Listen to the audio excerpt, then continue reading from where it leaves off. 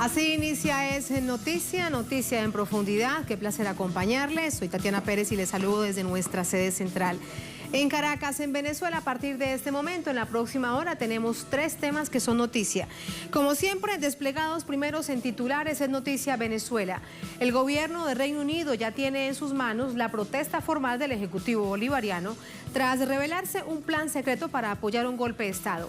Ante lo que se conoce como Unidad para la Reconstrucción de Venezuela, armado con el diputado opositor Juan Guaidó, Londres debe dar una explicación de qué se trata ese plan. Se los contamos y lo analizamos. Segundo tema que es noticia, Cuba. La inclusión de la isla en la lista de países que no apoyan la lucha contra el terrorismo internacional por parte de Estados Unidos genera rechazos en cadena. Desde Colombia, por ejemplo, el partido FARC se retira de la Comisión de Seguimiento de Acuerdos de Paz y organizaciones de derechos humanos lo califican como una estocada a intentos de diálogo con la guerrilla del ELN. Profundizamos en ello. Tercer tema que es noticia, México. El presidente del país, Andrés Manuel López Obrador, revive el recordado Plan Rápido y Furioso. ¿Cuánto se debe saber de la supuesta estrategia de lucha contra el narcotráfico que terminó siendo peor que la enfermedad? Profundizamos en ello. Noticia Casi comienza. Bienvenidos, bienvenidas.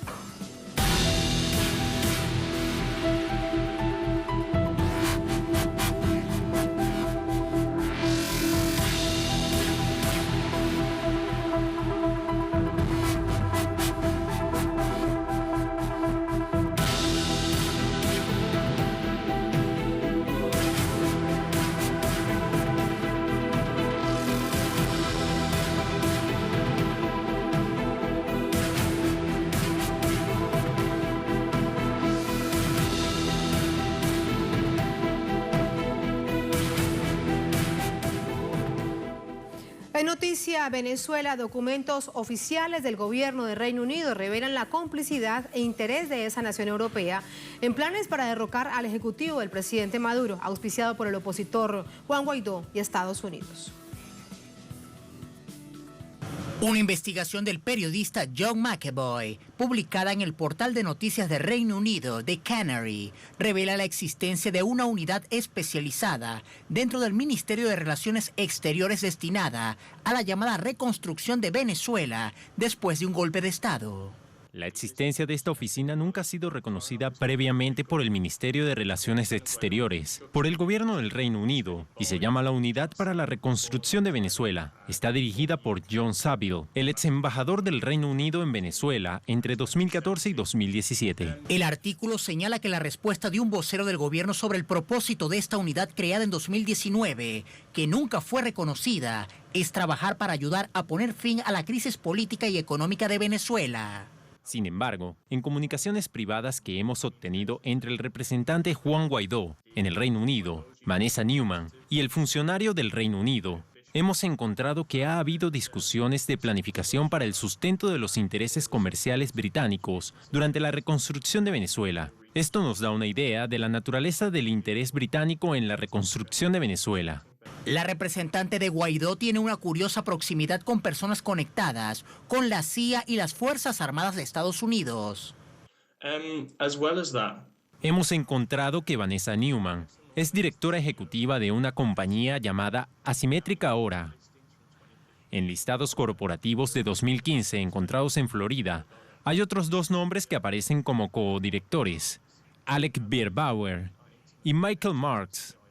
Estos 2 hombres están íntimamente conectados con la CIA, el aparato militar y los servicios de inteligencia de Estados Unidos. Ambos estuvieron involucrados en la creación del programa de drones de guerra de Washington después del 11 de septiembre. Revelación que trae al recuerdo el magnicidio frustrado contra el presidente Nicolás Maduro con drones cargados de explosivos perpetrado el 4 de agosto de 2018.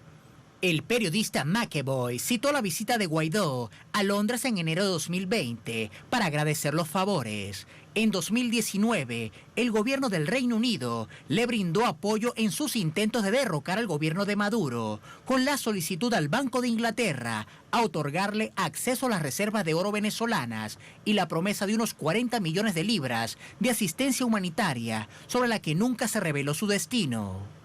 En diversas ocasiones, el gobierno venezolano ha denunciado la retención ilegal de 31 toneladas de oro de Venezuela, equivalentes a 550 millones de dólares, en el Banco de Inglaterra desde 2018.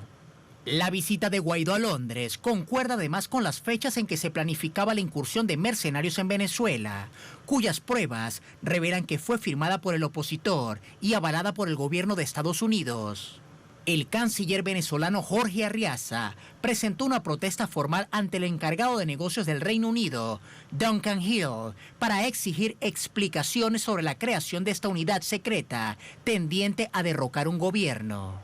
Por su parte, el representante de Venezuela en la ONU, Samuel Moncada, denunció que el entramado en que se vio involucrado Reino Unido explicaría el envío de un barco de guerra al Caribe el pasado 2 de abril por parte de ese país, poniendo como excusa la pandemia de la COVID-19. Más hechos que seguimos sumando para el análisis. Vamos con Leonel Retamal de nuestra sala de noticias. Leo, muy buenas noches. En medio de toda esta situación, la atención máxima sobre la COVID-19 para que la población esté necesariamente protegida y atendida, siguen sumándose hechos de los intentos de desestabilización en el país, y de eso hablaba el presidente Maduro durante esta jornada, y de eso te preguntamos. Tatiana, ¿qué tal? Muy buenas tardes, y también a toda nuestra audiencia.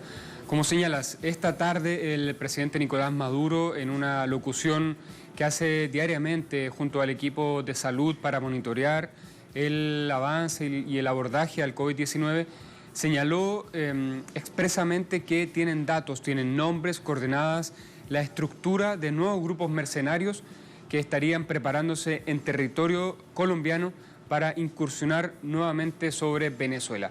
Esta denuncia la manifestó el día de hoy el presidente Maduro como una alerta ante el gobierno colombiano. Emplazó a su homólogo Iván Duque a que tome cartas en el asunto, y como lo ha hecho en ocasiones anteriores. Recordemos que este plan llamado Operación Gedeón, que fue frustrado aquí en territorio venezolano, fue avisado con antelación por el gobierno venezolano. Alrededor del 25 de marzo entregaron la lista completa de nombres y de conexiones de los grupos mercenarios y paramilitares que pretendían incursionar sobre Venezuela, y el año pasado también, en septiembre, ante la Asamblea General de Naciones Unidas, entregaron la información de las coordenadas y la ubicación exacta de estos campamentos donde se entrenaban los grupos mercenarios, que luego conocimos los videos donde estaban estos entrenadores estadounidenses preparando a estos desertores de la Fuerza Armada Nacional Bolivariana.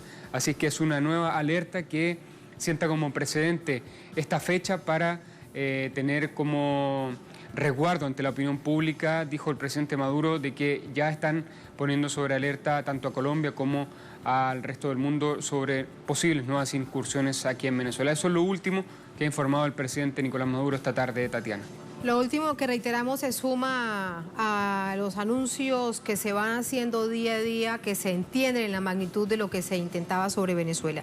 Gracias, Leo. Sí. Buenas noches. Buenas noches. Buenas noches. Vamos al análisis. Nos acompaña para ello Jesús David Rojas. Él es vicepresidente de Ciencias Jurídicas de Trisol, es profesor universitario, experto en derechos humanos. Nos acompaña desde Caracas también. Profesor Rojas, buenas noches. ¿Cómo está?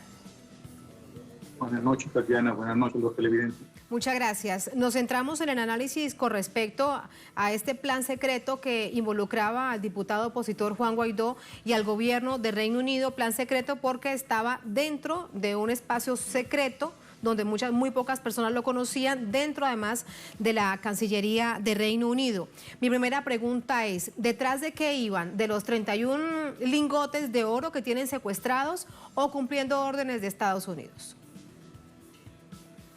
Yo creo que ya se ha develado suficiente información que implica que los Estados Unidos y la OTAN están en una relación a atentar contra el gobierno del presidente Nicolás Maduro.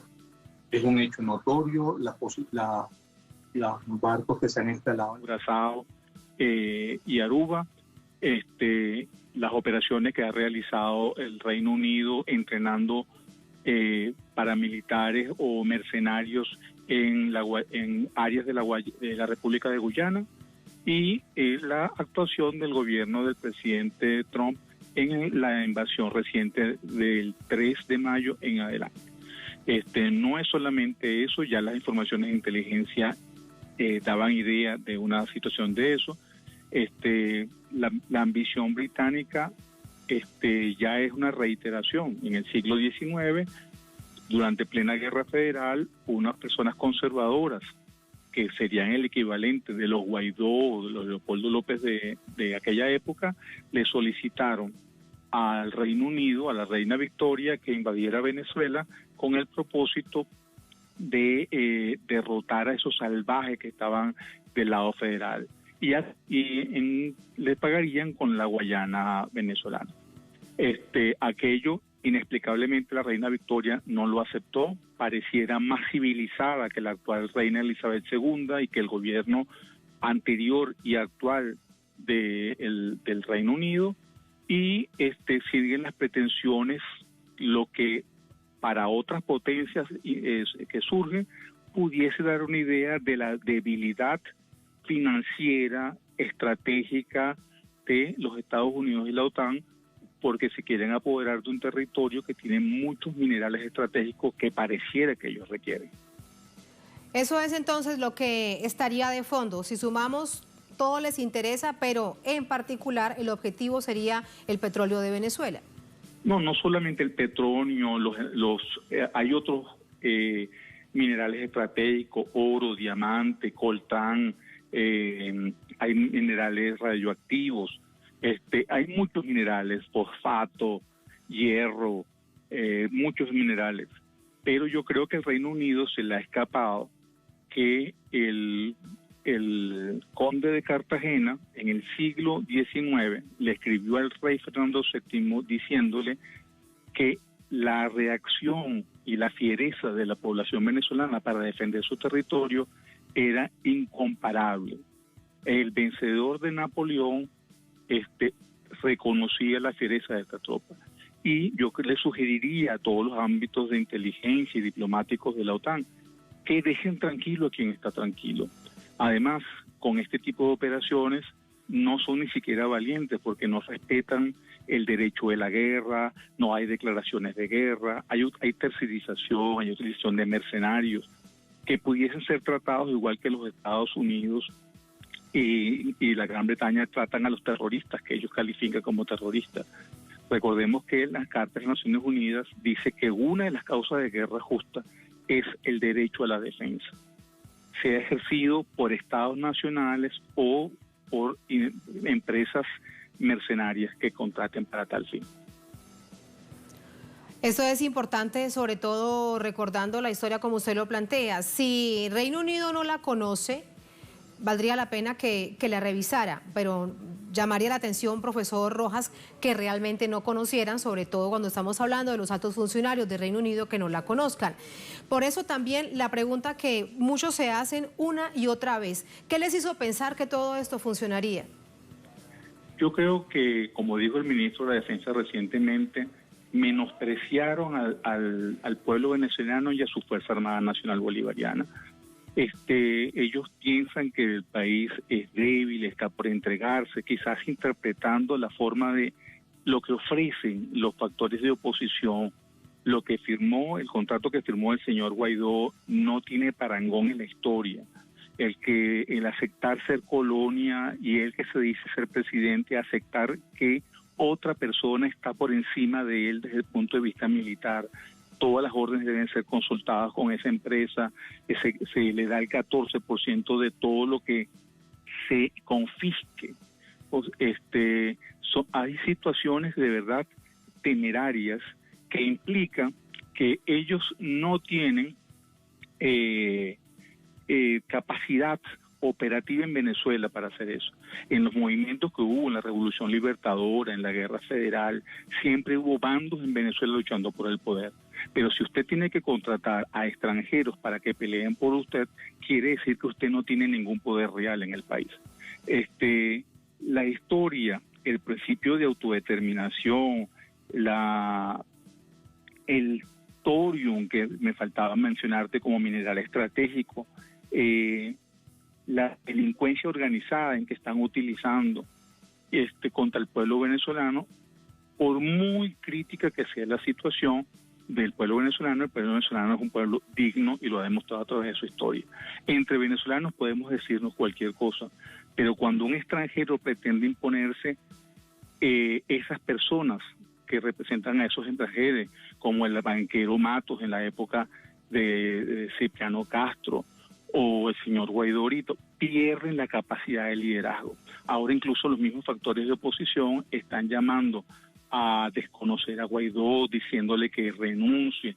Es más, destituyó a 2 funcionarios de su supuesto gobierno, con lo cual implícitamente reconoce que ellos eran parte de su gobierno y todas sus acciones se reputan hechas por él, según el artículo, un artículo del Código Civil. Todas las acciones de los dependientes se reputan hechas por el principal. Entonces, que es un principio jurídico universal. Yo creo que la Gran Bretaña, yo espero, porque no ha sido todavía aclarado, que esta conspiración estuviese hecha por la primer ministra May y no por el actual primer ministro, que de todas maneras tendría que dar explicaciones al gobierno venezolano por qué se empeña en atentar contra un gobierno legítimo y disponer de unos bienes que ellos como incautantes son responsables ante el mundo de a quién se lo den o cómo se lo den.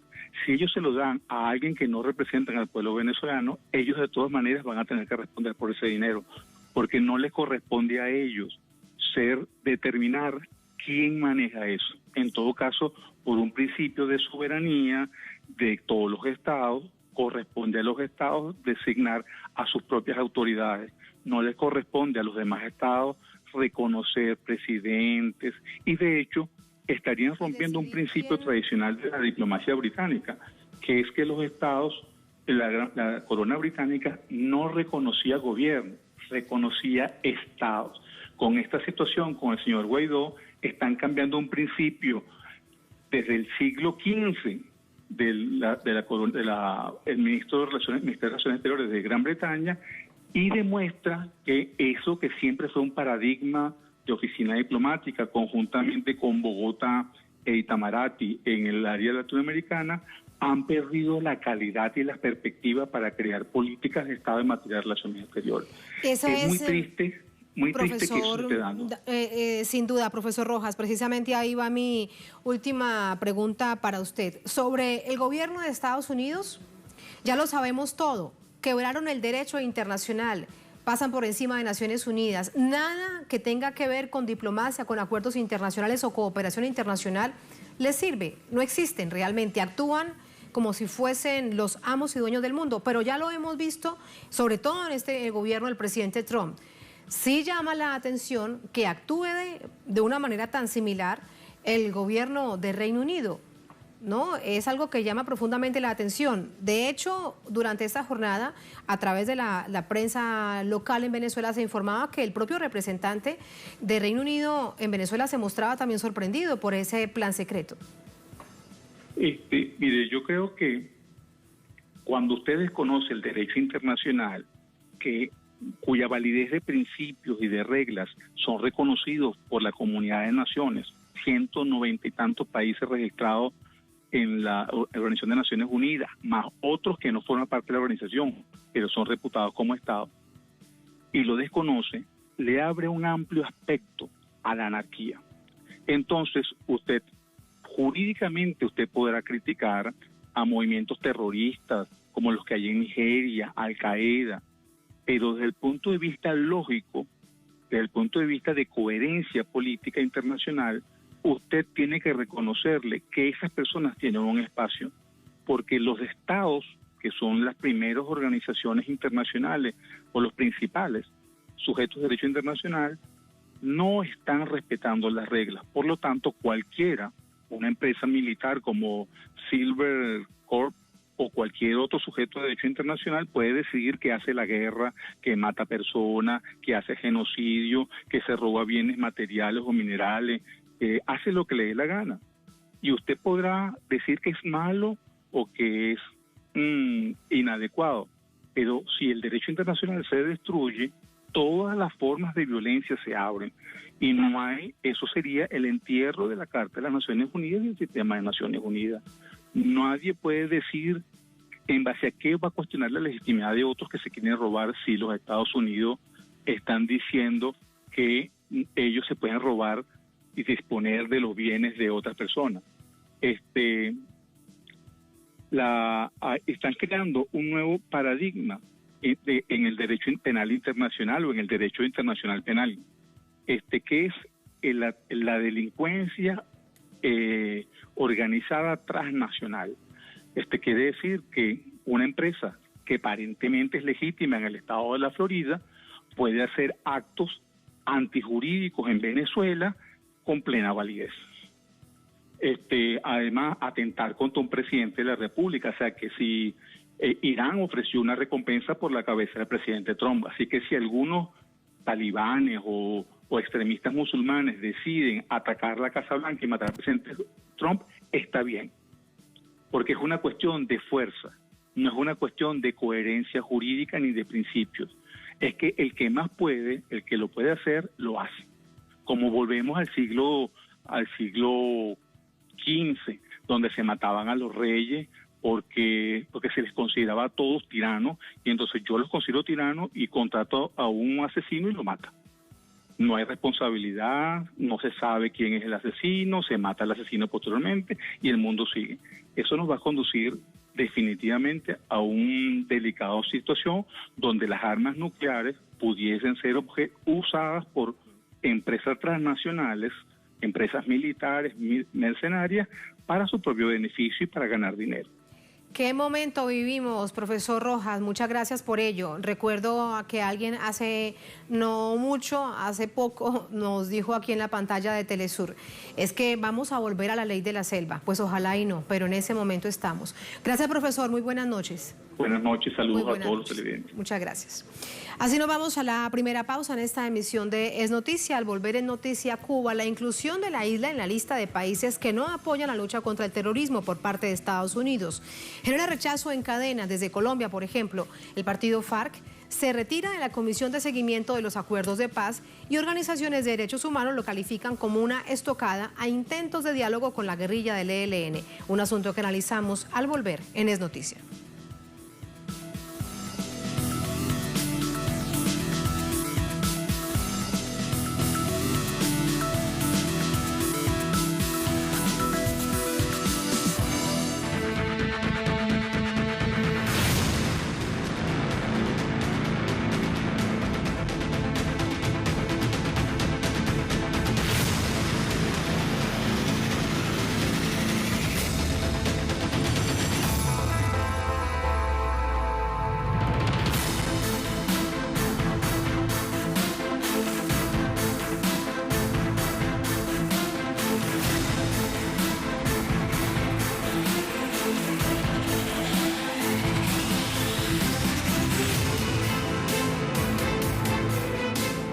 En Noticia Cuba, el Departamento de Estado de Estados Unidos publicó la lista donde unilateralmente identifica a países que a su criterio no colaboran activamente en la lucha contra el terrorismo. En la lista sorprendió la inclusión de Cuba, que no aparecía en el polémico listado desde el año 2015. Revisamos detalles a continuación.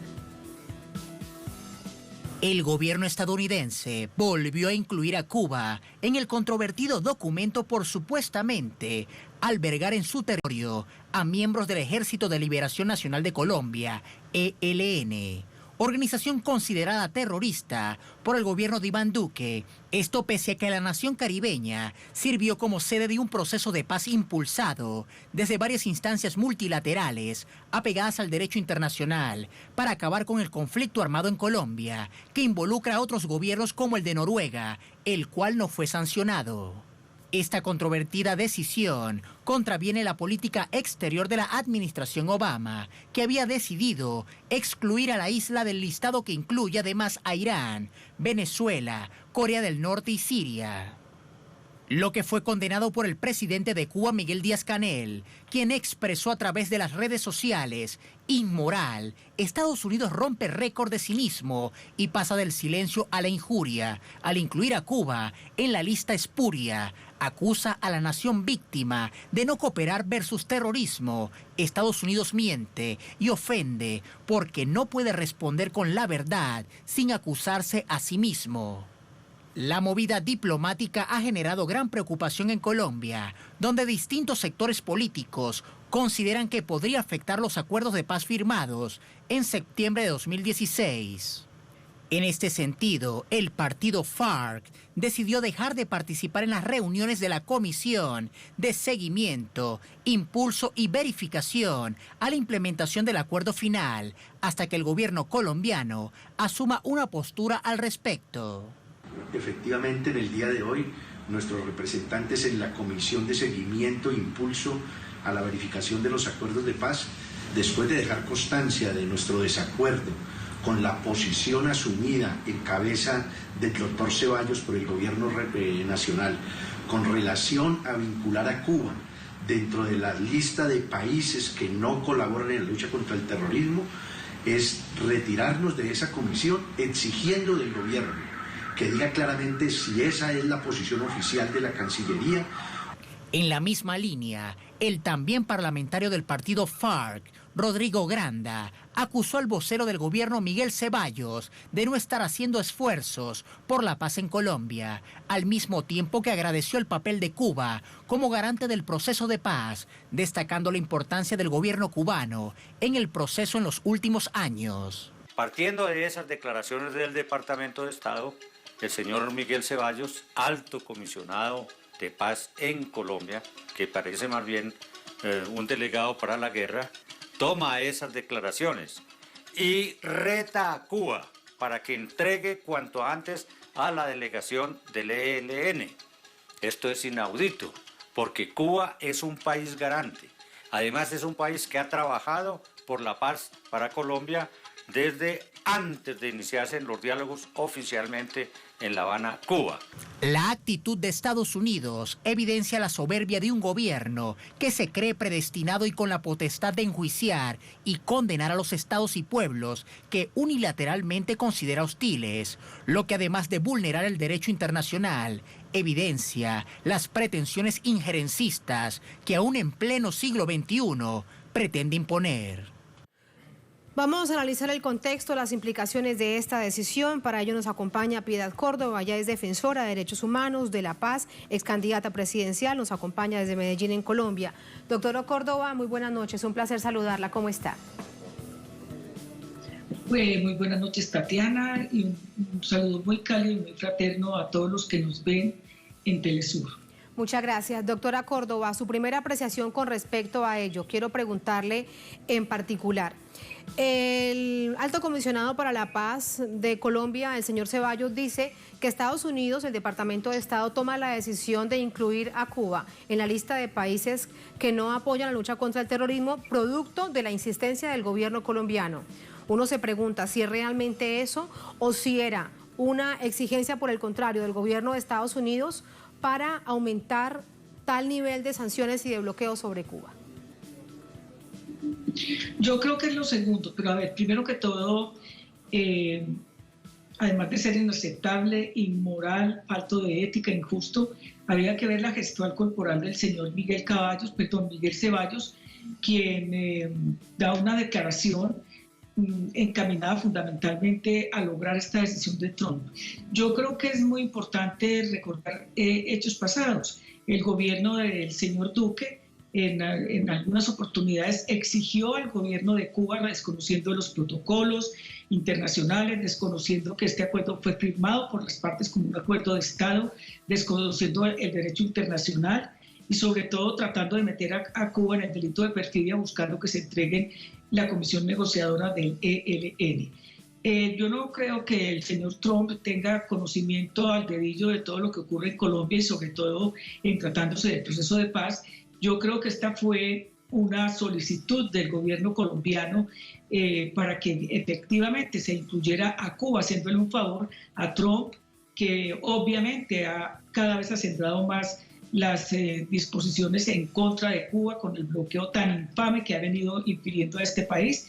Por lo tanto, uno no tiene que tener dos dedos de frente para colegir que efectivamente el gobierno colombiano dio toda la información para exigir además que el ELN fuera por presión precisamente de estos regresado a Colombia para acabar e interrumpir un proceso de negociación hacia la búsqueda de la paz desde la salida negociada del conflicto. A mí no me queda la menor duda de que todo esto fue planeado con ellos. Este es un gobierno lacayo, cipayo, que no tiene dignidad, que no tiene una comprensión de lo que significa la soberanía y sobre todo de lo que implica para el país el acuerdo de la paz. A mí me parece inmoral, injusto con un país como Cuba, Tatiana, que participó en la fase exploratoria secreta, que estuvo permanentemente en la negociación de los acuerdos, que hizo parte de la firma de los acuerdos, que además ha estado trabajando en la implementación de los acuerdos y que además se ha puesto a disposición cuando pone al país como sede para lograr la salida política y negociada del conflicto con la otra guerrilla que queda, que es el ELN. Para mí esto fue toda una estrategia coordinada con el gobierno colombiano, lo que es vergonzoso, lamentable y sobre todo que le importa muy poquito. Yo creo que todo el mundo sabe, que el país lo sabe, que ellos no están a favor de la salida política y negociada. Han hecho una cantidad de exigencias al ELN que el ELN ha tratado de cumplir, pero que el gobierno, como no le interesa, pues ha hecho caso omiso. Y en este caso realmente es detestable, es absolutamente rechazable que hubieran pasado toda esta información simple y llanamente, además una información tergiversada, porque el acuerdo que se firmó es un acuerdo de Estado, no es un acuerdo de gobierno ni de partes desinteresadas, sino todo lo contrario, y me parece que es una injusticia lo que hizo Colombia con Cuba. Doctora Córdoba, y las implicaciones que tiene, de hecho, con respecto a otras naciones que han acompañado el proceso de paz de Colombia, primero de una manera efectiva, luego los intentos, me refiero primero con las FARC, hasta que se firma el acuerdo de paz, luego con el ELN, en el caso Noruega, por ejemplo. Implicaciones que tiene además a este nivel internacional cuando hay naciones en distintas partes del mundo que anhelan la paz para Colombia. No, y hay una cosa, Tatiana, que hay que recordar de hace muchísimos años, cuando el señor Alberto Lleras Camargo, que es una persona que aquí pues todo el mundo reconoce como un prohombre, que fue quien redactó la resolución que permitió expulsar de la OEA a Cuba. Hoy se repite la historia desde otra perspectiva distinta, pero siguiendo la misma línea. Yo pregunto, ¿por qué si Noruega es firmante también como país garante y está como país garante, porque a Noruega sí no la incluyen en la lista de terroristas? Esto tiene implicaciones y esto pues valdría la pena saber qué piensa Noruega. Lo cierto del caso es que se prestaron muy hábilmente el gobierno colombiano, más no el pueblo colombiano, para esta estrategia de Trump cada vez más bloquear a un país que ha sido tan generoso con nosotros, con los colombianos y colombianas como es Cuba. Y además, piensa uno, si se pone en los zapatos del otro, como debe suceder, en este caso el gobierno de Cuba y otras naciones revisando si realmente pueden estar interesadas en algún momento, en otro caso hipotético, con otro gobierno, con otros países, apoyar un proceso de paz, para que Estados Unidos entonces los incluya en una lista de grupos que no acompañan el terrorismo internacional.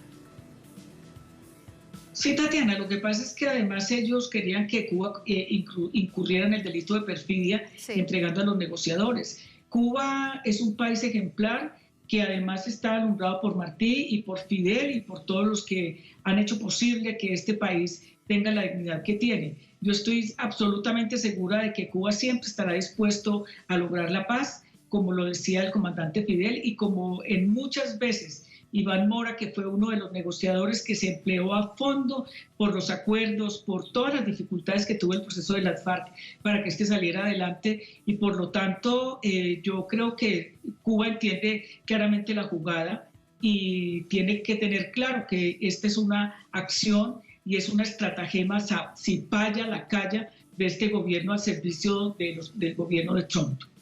Doctora Córdoba, ahora a nivel interno dentro del ELN hay múltiples reacciones, bien usted lo dice, del pueblo colombiano, de organizaciones de derechos humanos, de congresistas, etcétera, etcétera, al nivel de preocupación que no hay posibilidad, no percibe ninguna posibilidad de avanzar en un diálogo entre gobierno, que representaría al Estado efectivamente, y el Ejército de Liberación Nacional. Hablan de una estocada, por lo menos en lo que queda de este gobierno. ¿Usted qué opina? No, totalmente, Tatiana, eso es absolutamente claro, y yo creo que no es necesario elucubrar mucho. Desde el principio este gobierno no quiso reconocer los esfuerzos hacia la búsqueda de la paz. Prueba de ello es todo lo que ha hecho, todos los esfuerzos para acabar con la JEP, la Justicia Especial para la Paz, y obviamente que uno tiene que reconocer que fue muy grave lo que pasó en la Escuela General Santander por parte del ELN, y precisamente lo que se busca es que estas cosas no vuelvan a ocurrir, pero está absolutamente claro que el gobierno colombiano, poniéndose al servicio, dándole los argumentos, casi que escribiéndole la parte emotiva para que se tomara esta decisión de incluir a Cuba como un país terrorista, pues lo que hizo fue volar en 1000 pedazos la posibilidad de la paz en Colombia, y obviamente que esto arrecia cada vez más las dificultades que tenemos en la búsqueda de la paz en Colombia, la seguridad de dirigentes políticos alternativos, de lo que son los dirigentes sociales, y por ello, Tatiana, se explica que el gobierno colombiano, que ha sido tan hábil para lograr interceptar teléfonos de la oposición, porque a mí no me vengan a decir que el ejército colombiano no estaba, sus generales no estaban al tanto de todas estas interceptaciones, y si no lo estaba, quiere decir que no gobiernan nada, no mandan nada y se los pasan por la faja, pero es obvio que ellos no quieren ningún acuerdo que signifique la solución política y negociada del conflicto, sino la guerra. Doctora Córdoba, eso también explica entonces el nivel de impunidad en las investigaciones sobre los asesinatos de líderes sociales. De hecho, en las mismas muertes, en las últimas 24 horas se han registrado 2 muertes de líderes sociales justo en el departamento donde usted se encuentra, en el departamento de Antioquia. Pues sí, Tatiana, es increíble, vuelvo y reitero, porque un Estado como el nuestro, que además tiene un ejército que ha sido preparada para hacer la guerra dentro del país, para asesinar, para arrasar, que tiene la capacidad con la misma plata que le envía el gobierno estadounidense, es que para inteligencia, de hacerle inteligencia a periodistas, a políticos, a defensores de derechos humanos, no tenga la misma fuerza, ni la misma fortaleza, ni la capacidad para saber quiénes son los que están al frente de esta matazón tan espantosa que hay en el país, que además es selectiva, porque a quienes asesinan son personas que tienen alguna influencia en la comunidad a nivel de la organización, a nivel de la concientización y sobre todo a nivel de lo que significa la posibilidad de que se implementen los acuerdos de paz. Estamos en un estado criminal, en un estado además, en un narcoestado que ya se ha evidenciado con lo que ha pasado con la Operación Gedeón, donde nuevamente el señor ministro de Defensa, con una absoluta ridiculez, dice que no sabe absolutamente nada de nada, cuando el señor Doble Rueda era solicitado por los Estados Unidos, cuando el señor presidente de la República ofreció una recompensa y el tipo tranquilo allá en La Guajira, poniendo a disposición los campamentos y su finca para entrenamiento. Entonces, ¿cómo así que el señor ministro de Defensa, que se reunía con la oposición venezolana en los hoteles, que los llevaba a las reuniones de alto nivel y de seguridad del Estado colombiano, cuando el presidente Duque, que no se sabe quién está más loco, si el que se cree presidente o el que lo cree presidente, lo recibió en tapete rojo en Colombia? O sea que realmente son muchas los indicios graves que dan cuenta de que aquí sí se sabe qué se está haciendo frente a los líderes y lideresas sociales y qué se está haciendo frente a lo que ha sido la intervención contra Venezuela, y además de ello una estrategia coordinada, dirigida, bien pensada para lograr incluir a Cuba en el estado de terrorista. Lo que tenemos que hacer muchos dirigentes y dirigentes es empezar a recorrer el mundo para delatar, por ejemplo, todo lo que ha pasado con la Operación Gedeón y todo lo que pasó con Cuba, porque Cuba no es un estado terrorista bajo ninguna circunstancia, y obviamente que lo más lamentable, desagradable y que da asco es ver cómo el gobierno del presidente Iván Duque se ha prestado para todo esto. Doctora Córdoba, muchísimas gracias por ese análisis. Esa es la situación de Colombia con respecto a la paz, que resulta algo tan doloroso, pero en anhelo de millones y millones de colombianos. Muchas gracias, buenas noches. A ti muchas gracias, Tatiana. Muchas gracias. Así nos vamos a la segunda, última pausa en esta emisión de Es Noticia. Al volver en Noticia México, el presidente del país, Andrés Manuel López Obrador, revive el recordado Plan Rápido y Furioso. ¿Cuánto se sabe o cuánto se debe saber de la supuesta estrategia de lucha contra el narcotráfico que terminó siendo peor que la enfermedad? Vamos a revisarlo al volver en Es Noticia.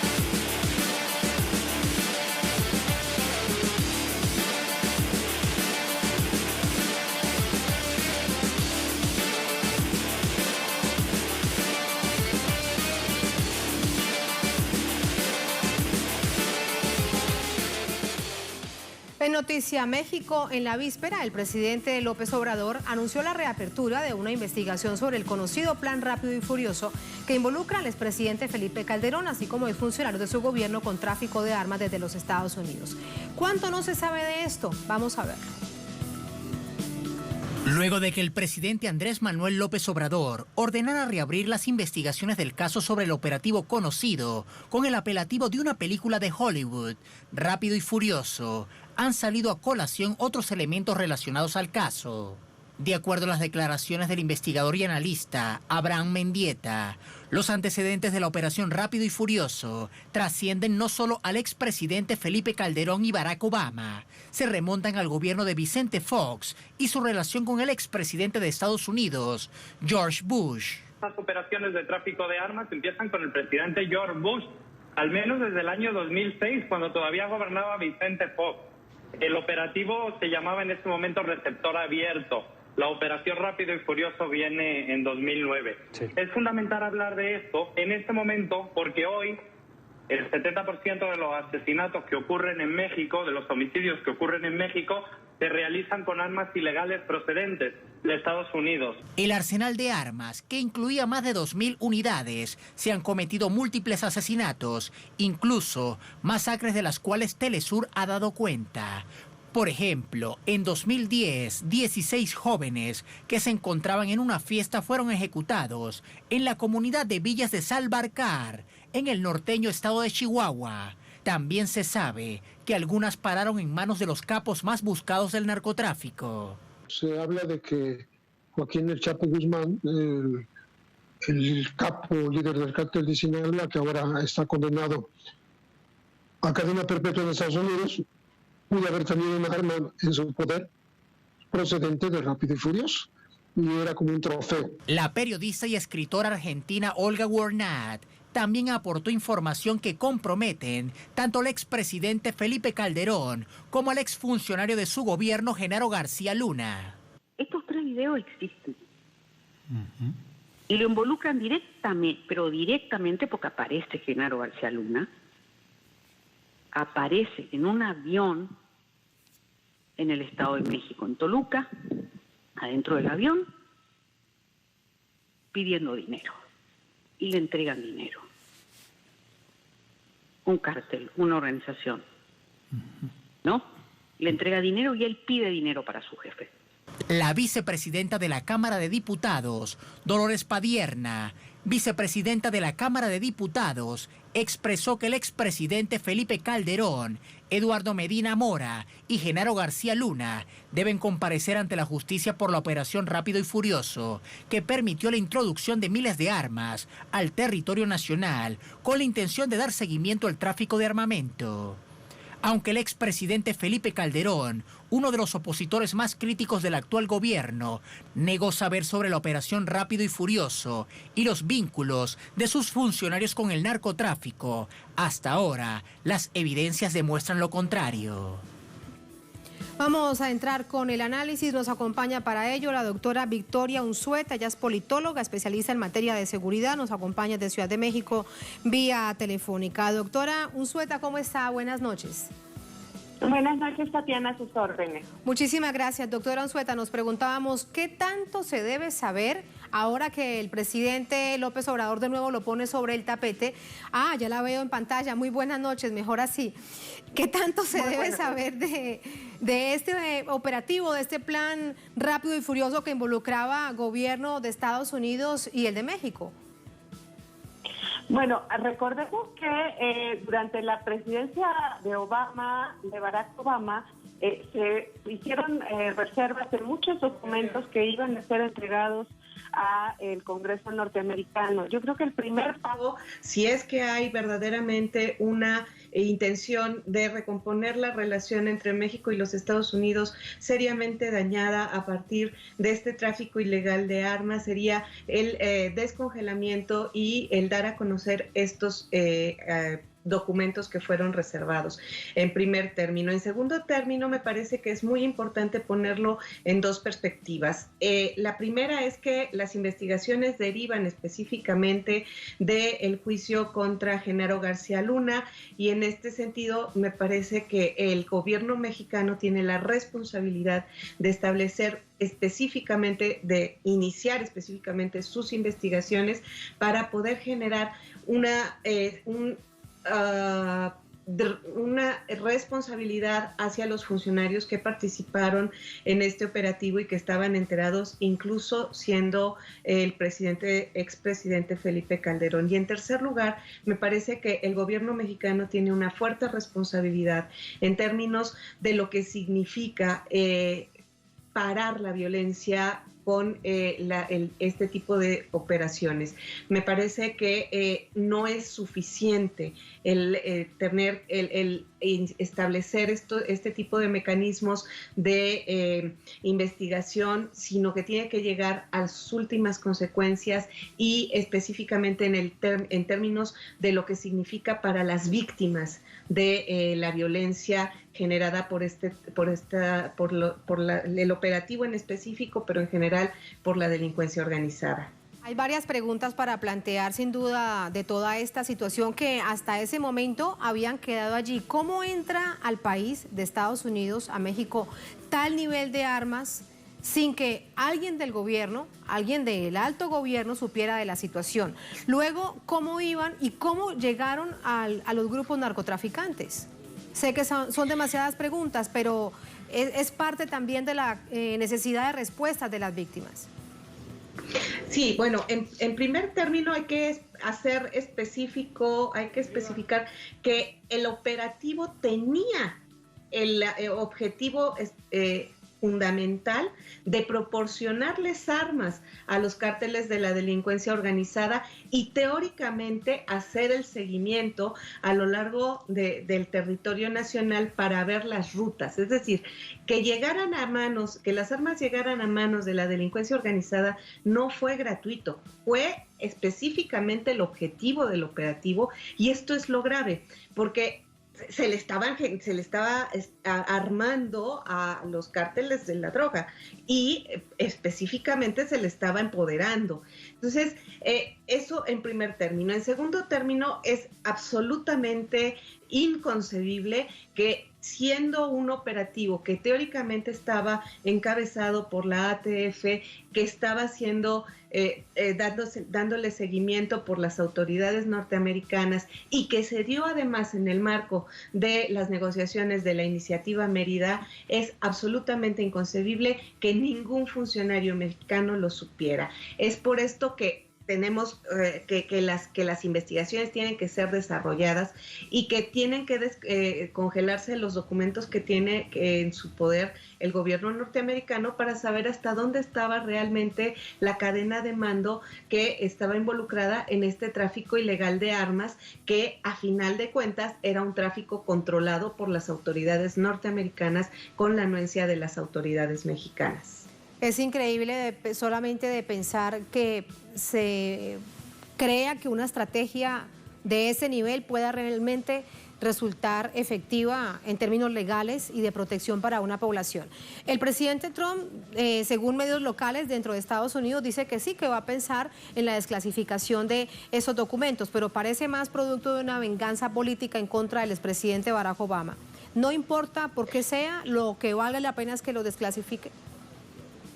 Así es, me parece que ese es el primer paso que podría solventar los grandes daños que se hicieron a la población mexicana, porque el problema fundamental no fue que las armas llegaran o que no se les dieran seguimiento o que a final de cuentas saliera a la luz el operativo, porque se da a conocer a partir del asesinato de un agente norteamericano en territorio mexicano con estas armas, y es así como sale a través de investigaciones periodísticas. Si esto no hubiera sucedido, el gobierno norteamericano hubiera seguido en la impunidad, el gobierno mexicano hubiera seguido en la impunidad y nadie hubiera sabido nada. Entonces es a partir del asesinato de este agente norteamericano que empieza a desarrollarse las investigaciones periodísticas, y es como sabemos realmente qué es lo que estaba pasando con el operativo Rápido y Furioso. Y es por ello que es muy importante que estos documentos se desclasifiquen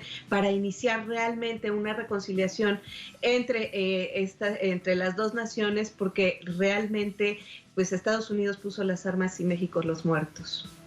Y México puso lamentablemente las víctimas y las sigue poniendo. Doctora Unzueta, para despedirla, hay también una situación allí latente con respecto a la fuerza que tienen los distintos carteles de la droga mexicanos.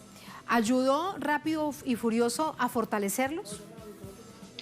Evidentemente que sí. El poderío que adquieren, sobre todo durante el periodo de 2006 a 2012, es muy fuerte. Si bien posteriormente se siguió una estrategia para descabezar a algunos de estos cárteles, lo que se produjo fue una atomización del fenómeno de la delincuencia organizada, y en lugar de 2 o 3 grandes cárteles, entonces teníamos 5, 6, 7, 10 cárteles de medianos a pequeños. Sin embargo, el problema fundamentalmente con estos nuevos pequeños cárteles era el control, y sigue siendo el control territorial que tienen, y de ahí obtienen su poder. ¿Y de dónde vino este poder en primera instancia? Del poder armado que tenían, que vino básicamente de este tráfico ilegal de armas y en parte el tráfico autorizado por las autoridades norteamericanas. Corresponsabilidad directa del gobierno de Estados Unidos en esta situación tan lamentable. Doctora Unzueta, gracias por ayudarnos a comprenderlo. Muy buenas noches. Muy buenas noches, Tatiana, a sus órdenes. Muchísimas gracias siempre. Gracias a ustedes por habernos acompañado. Ponemos punto final a esta emisión de Noticias. Cerramos nuestra pantalla tradicional. Nos quedamos en redes sociales. @NoticiaTelesur, @TatianaTelesur. Durante esta jornada, otro hecho fue noticia. Con eso los dejamos. Hasta mañana.